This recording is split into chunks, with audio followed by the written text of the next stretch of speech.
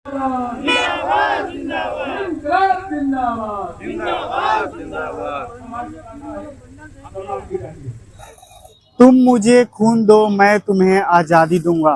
नेताजी सुभाष चंद्र बोस ने यही कथन कहा था जिस समय आजादी की बात हो रही थी। आज नेताजी जी की 128वीं जयंती समारोह मनाया जा रहा है। बिहार को भगाने के लिए, अंग्रेजों से मुकम्मल लड़ाई लड़ने के लिए उन्होंने एक देश के स्वतंत्रता सेनानी के रूप में काम किया। आज उनके जयंती पर हम उन्हें याद कर रहे हैं और उनके जयंती पर याद करते हुए हम ये कहना भी चाहते हैं कि आज की जो वर्तमान व्यवस्था है, यह व्यवस्था पूंजीवादी व्यवस्था है, कथित लोकतंत्र है और मुख्य रूप से लागू होता है पूंजीतंत्र। यदि ऐसा है नहीं है तो एक और अमीर और एक और गरीब, जो भारत की 80 करोड़ जनता 5 किलो राशन के लिए लाइन में खड़ी हो रही है, वहीं 25 करोड़ लोगों का अपना घर नहीं है और एक और बड़े बड़े कॉरपोरेट, बड़े बड़े उद्योगपति जो अरबों और खरबों रुपया लेकर के सबसे बड़े भारत के अमीर बने हुए हैं और कुछ लोग यहाँ से बड़े बड़े लोन लेकर। हमारा ये है कि 1947 में जो आज़ादी मिली,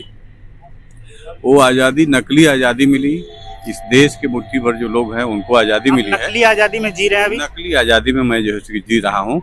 और नकली आज़ादी ही नहीं, कल जो है हम ईस्ट इंडिया कंपनी के जैसे जब गुलाम थे तो हमारे पूर्वजों ने 90 साल तक के ईस्ट इंडिया कंपनी से लड़ाई लड़ने का काम किया और 1947 में नकली आज़ादी मिल गई। उसके बाद से अब तक के 76 वर्ष हुए।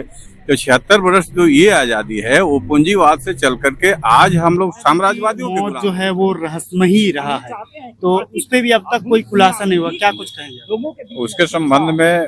मेरा कहना है कि ये जो वर्तमान सरकार है, जो कल थी सरकार और जो प्रेजेंट में सरकार है, इन सरकारों को उसके संबंध में स्पष्ट करना चाहिए था कि क्या उनको विमान दुर्घटना में मौत हुई। सरकारों पे आपने दबाव बनाया? पहले की जैसी सरकारों को उस संबंध में हम लोगों ने जैसे कि कहा, उसको लिखा सरकार को कि दो चीज आप जो है सामने लाओ।